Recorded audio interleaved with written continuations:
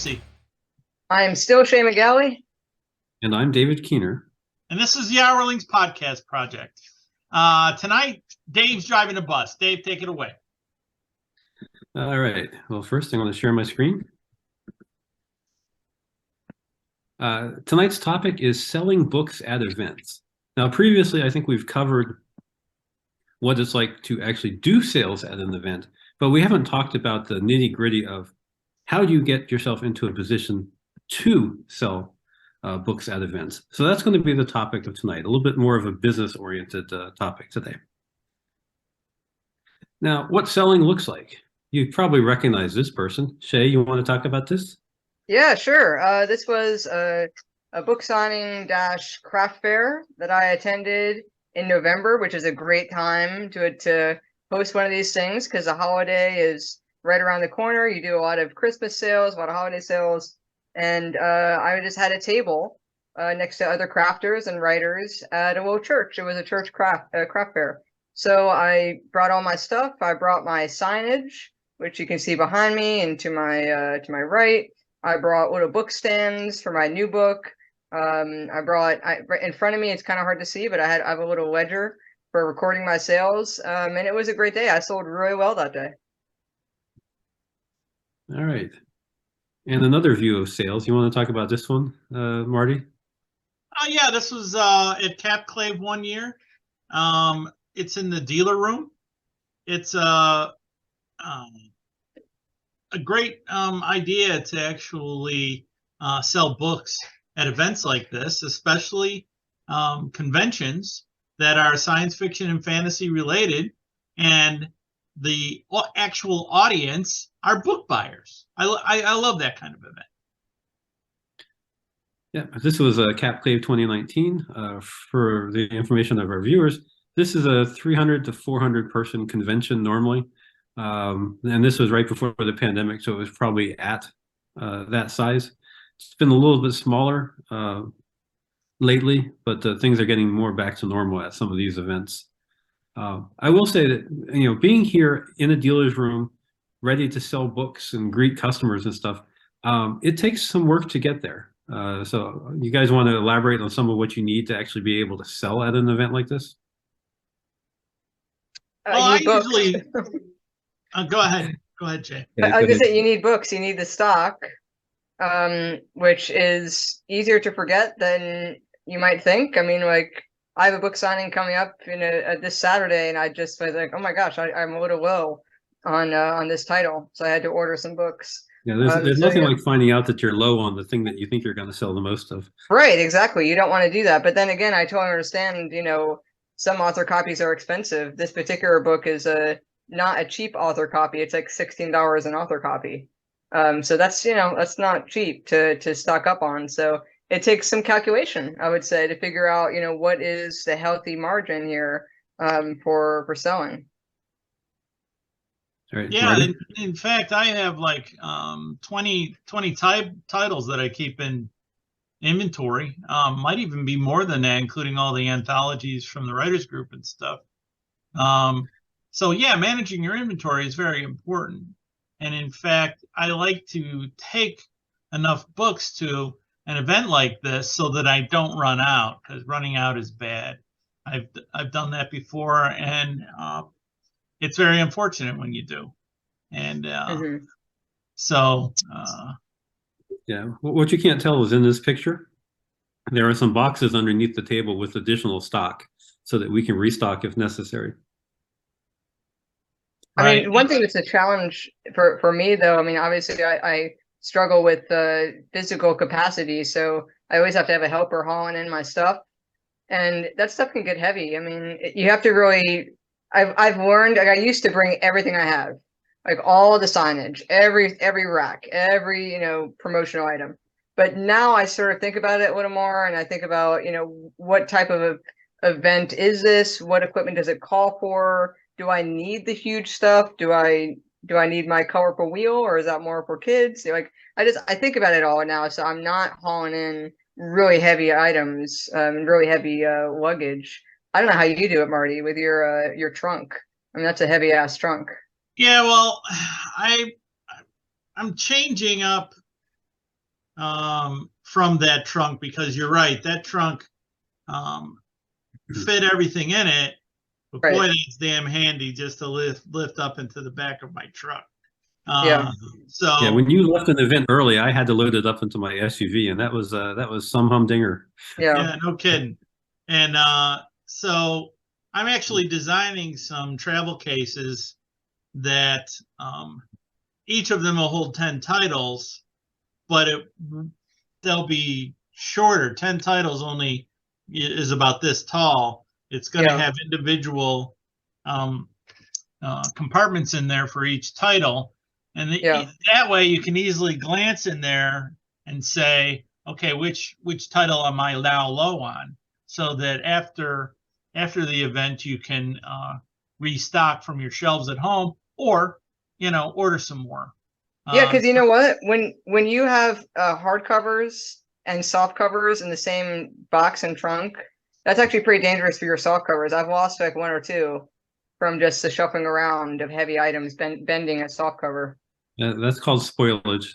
Yeah, Yeah. yeah, That's also something you have to worry about when copies get damaged and they're no longer sellable. exactly. Yeah, I put those in my free bin. That's my like I have a wheel, spin for free item. That's one of my freebies. Yeah, I've done that too with things that haven't sold. Hmm. Usually, sort of not for pay anthologies that I've been in and stuff.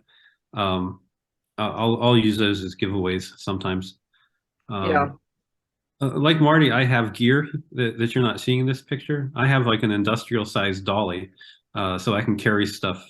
I can just load it up on the dolly, which also operates in sort of like a wagon mode, Wagons are good. Yeah, and just wagons are good. wheel it wherever it needs to go.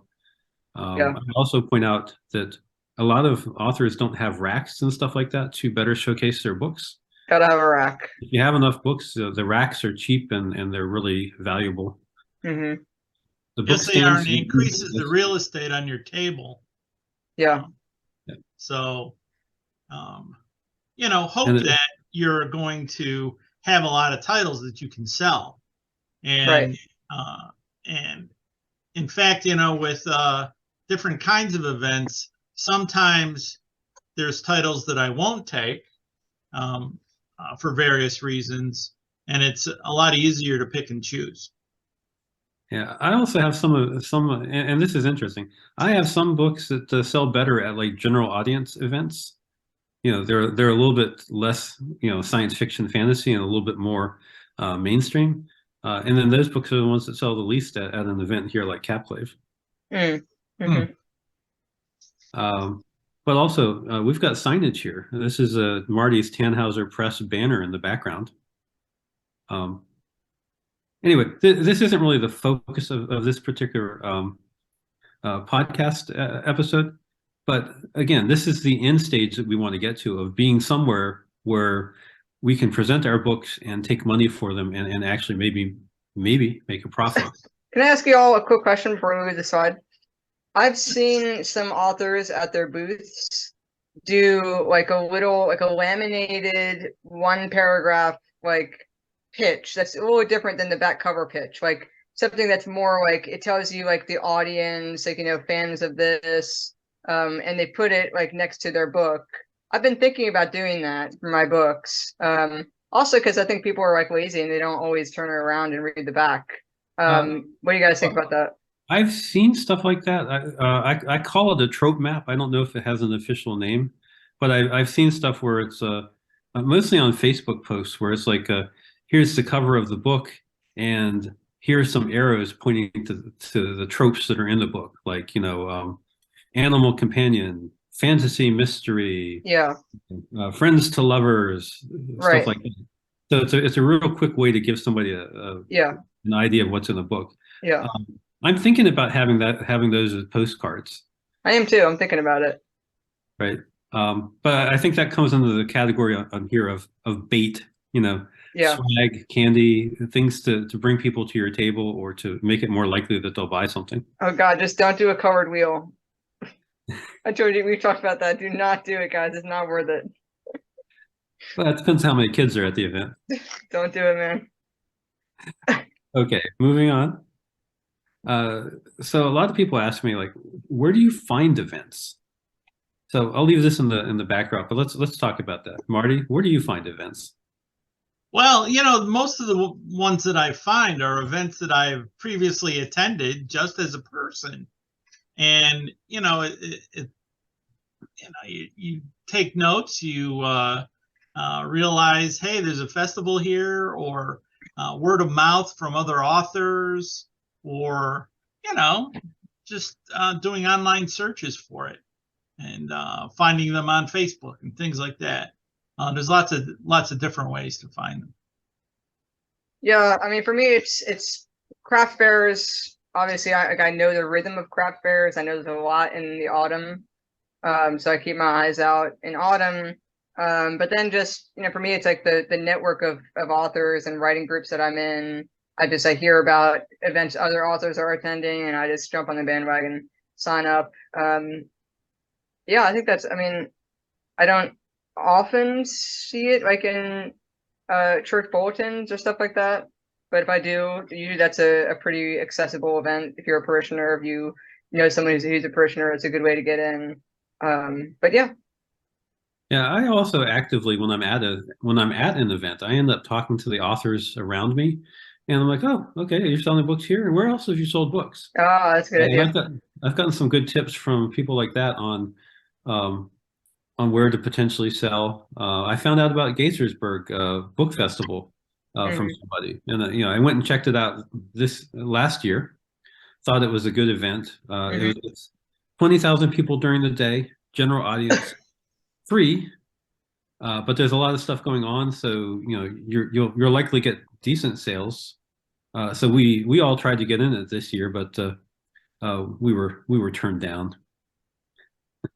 Yeah, I think we need to apply earlier, and that's a good tip in general, is to recognize the schedule, get on their mailing list early, and apply early with intent,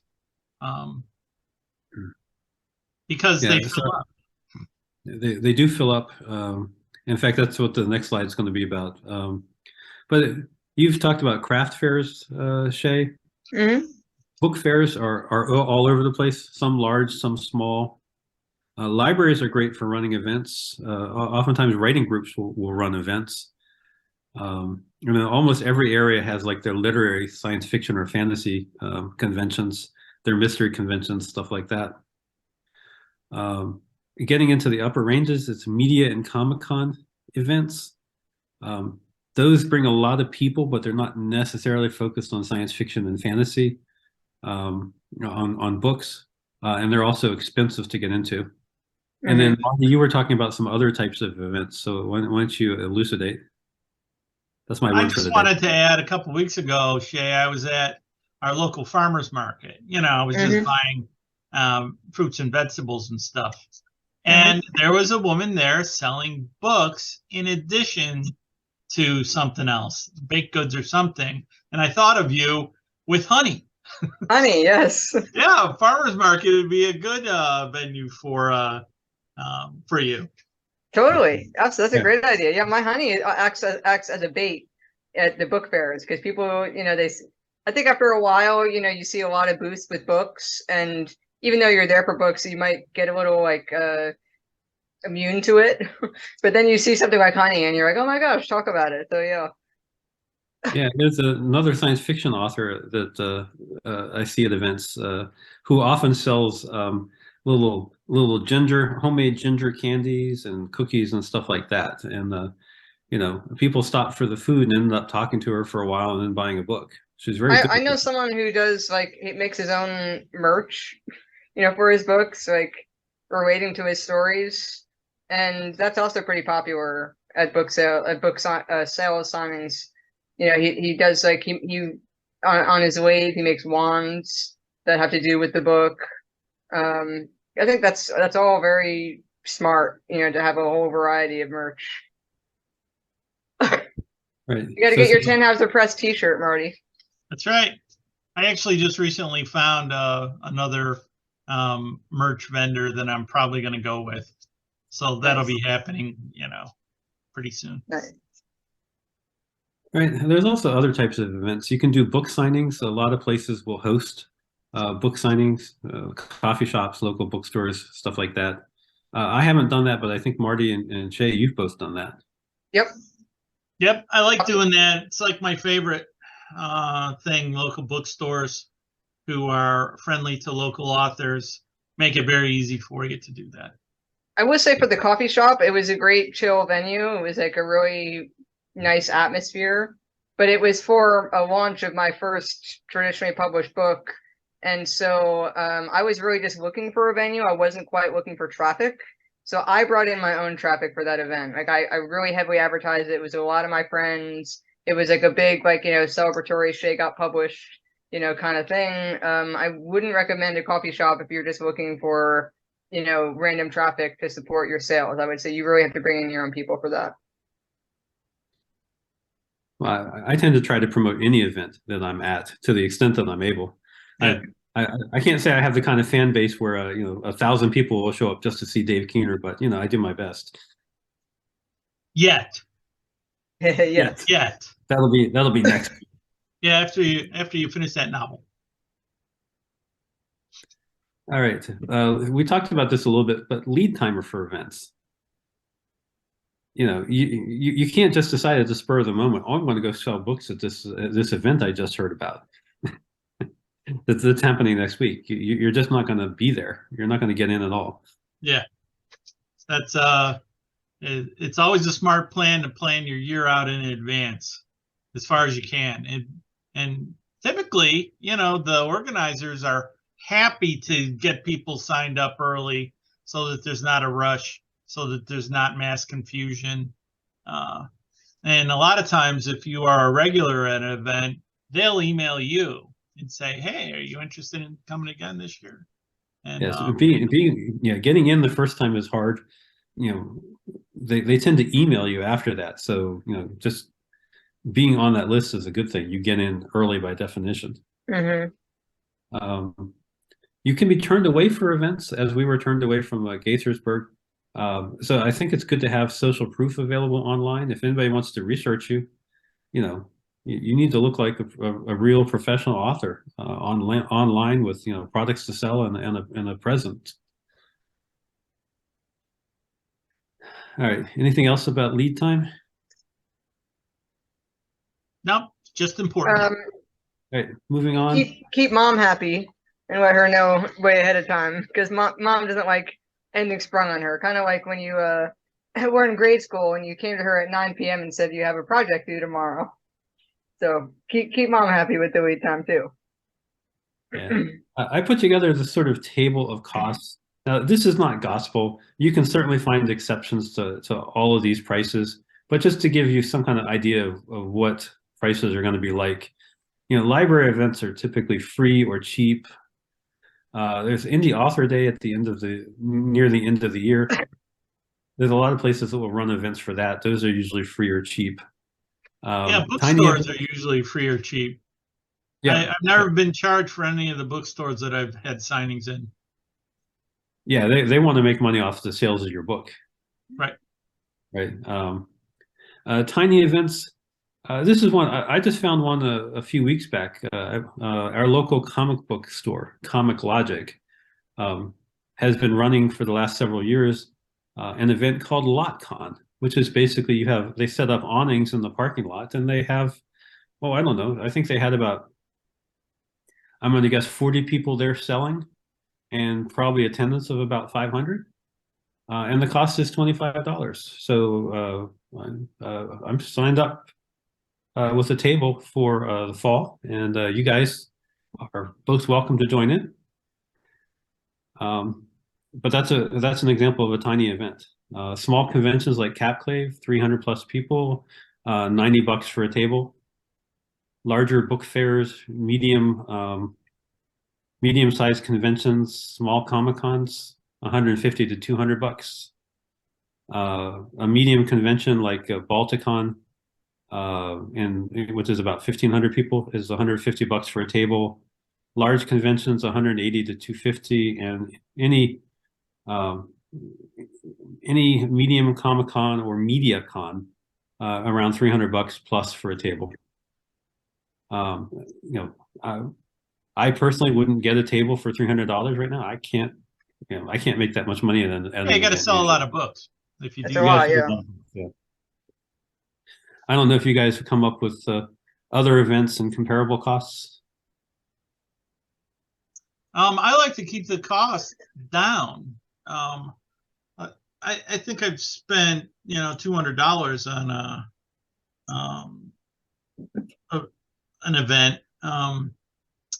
And the thing is, if you add all the other expenses associated with it, especially if you're staying in a hotel and stuff like that, it adds up fast, and you just got to sell a lot of books.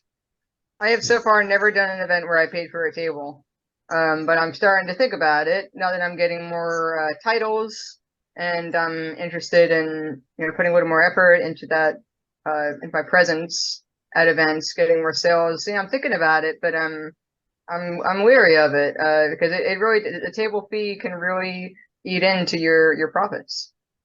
Now, I'll be honest. I consider this promotion more than I do selling. So, having said that, though, I don't really want to lose money. Mhm. So I treat it sometimes like it's an event that I would go to and have fun at anyway. Yeah, Here it's I fun. am selling books and recouping at least some of my costs. Right. But for instance, Capclave is held in Rockville, which is about an hour from here, and I travel back and forth each day because I'm not going to pay for a hotel. It's just it makes the event too expensive to justify the sales that I have. If I was selling as many books as Neil Gaiman, no problem. I'd load those costs up.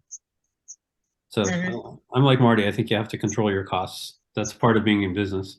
Yeah, it depends on your expectation for the amount that you want to sell. And in some cases, there's been some events where I haven't sold any books, but then I use it as a marketing opportunity, taking photos and fodder for my blog and stuff like that. So it's never really a loss when you actually go to one of these events to sell books. And as you can see, we've already shown you some of the kind of promotional photos that we've all had taken at the events. So yeah, it is good for that. It's always good to have something to blog about. Yeah, in 2019, you showed the photo of us at Capclave in 2019. I went to 10 separate events that year. I think that was a little bit too many for me. I'm getting a little too old to haul books that often, and once a month is like too much. So I told myself this year, once the embargo was off on in-person events and stuff like that, that I was only going to do 4. I'm already on the schedule. Got like 7. Yeah, Because of Dave. Yeah, somebody's been pushing. I right now am willing to go to an event every single month, and therefore I'm pushing a little bit. But on the other hand, we're saving some costs because we're splitting costs of tables and stuff like that. Yeah, that's another thing that we should just bring up. Doing it with other authors is helpful for a lot of reasons. Number one, when you drink too much coffee and somebody can watch the table. I mean, as simple as that. It's always good because then you can have other authors sell your books. Plus, you have a greater variety of books available for the greater variety of people that come to your table. But you want to make sure that you're allowed to do that because some places frown upon it. Right. Yeah. But like an event that Shay and I were at recently, she sold a lot of books for me. It's like I'm so mad at you about that. Shay bought books from me. Yeah, and they did that because they already had my books. Yeah. Well, thanks for that. That's your fault because you only have 3 products at your table, or maybe 4 products. So that's on you. Anyway, where were we? So yeah, the events, doing it with other authors, attending them with other authors is often useful. Okay. All right. some informal rules. This probably is not a complete set, but um, I don't know. I'll let you guys speak to these. Looks like a good list to me. It always pays to be courteous, no matter where you are. And I Whether will you're say, selling books at an event or if you're at, the grocery store talking to the, checkout clerk. That and I will always, say, events like this will challenge your need to be courteous. You will often.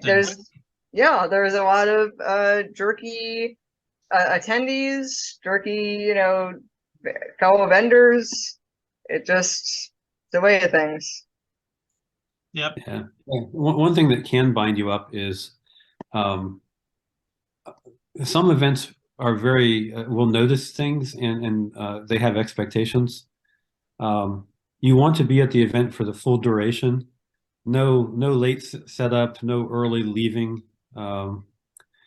They really, they're asking people to pay for the event, and when they say that sales are available from 10 in the morning to 4 in the afternoon, and somebody can't buy your book because you left at 3, the event can get kind of pissed off. You might find yourself not invited back the next year. So I also those are think that it's not to less mess with. stress if you're there the whole time. Mm. You can get there early, bring your coffee, you can, not have to, bust your hump trying to set up quick because the merchant room's going to open in 5 minutes. And so I always like to get there early and plan to stay late, plan to take down, after the room's already closed, because a lot of times people that are buying books will wander around and look at titles and they don't want to carry the books around with them all day. So they buy it in the last 10 minutes that you're open. So, Or they want to think about it. And sometimes people really mean it and they really do come back. right. I've had a lot of people come back and suddenly there's a flurry of sales right at the end. And I get it because I've been a shopper before too. And sometimes you do want to see all the booths before you start spending money. Yeah. I always do a full recon before I buy anything. Exactly. Yep. And I mean, there was something I was going to say, and it just slipped my mind. Being there early, when you're there early and the doors haven't opened yet, and you're all set up, that's a perfect time to start networking with your fellow authors. Hey, it looks like you got some interesting books. Where else have you been selling? Right? Mm-hmm. And to me, that's a chance to get to know the other folks and exchange some writer to writer shop talk and stuff like that. So there's more going on than just selling your books. Mm-hmm. And then I think the final tip from all of us is you got to have credit card, man. You got to have Square or something similar, or you're just turning away sales. Yeah, I swear the last couple of events I've been at, like all my sales have been via credit card, and it makes it super easy for people. Yeah. I will confess, I was not in the dealer's room at this latest Balticon, which was held last month. But I had my books on display. I was on programming, so I was on panels. I had my books. I had a couple books on display at the table, and there was a couple times when people expressed an interest in my book, and they said, "Are you in the dealer's room?" I'm not, but I held up the book and said, "It's yours for $18," and they bought from me right there. So you can do sales just about anywhere if you're willing to. Yep, Square makes it easy.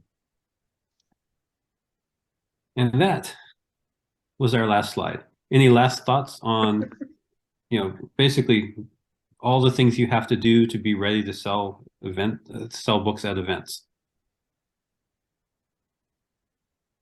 Only thing I can think of is, I think the three of us are in a pretty good advantage because we're all extroverts. We're all pretty good with people, but I know that some authors feel like they're more introverts and it might take like some energy building to get out and to go into people mode and go into like selling mode. So I would, I'm not saying to don't be who you are, be who you are, but maybe put aside the preparation necessary to just get into that mode to be able to engage with people and sell. Because selling, as I'm sure many of you know, is really, it's an emotional thing. It's about, do they feel a connection with you? Do they feel a connection with your conversation? Do they feel engaged by your booth? It's not always about, is the writing good or not. So it should be good. Write a good book, but it takes more than that, I think, to make the sale.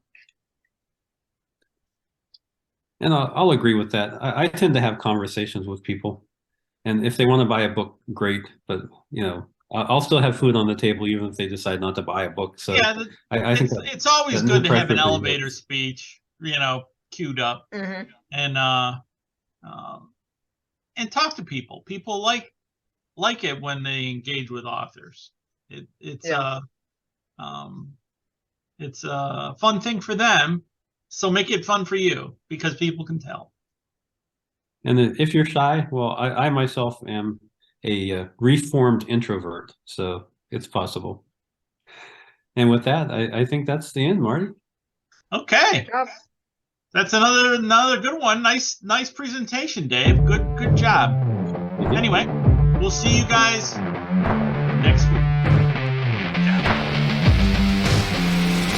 Why isn't it stopping?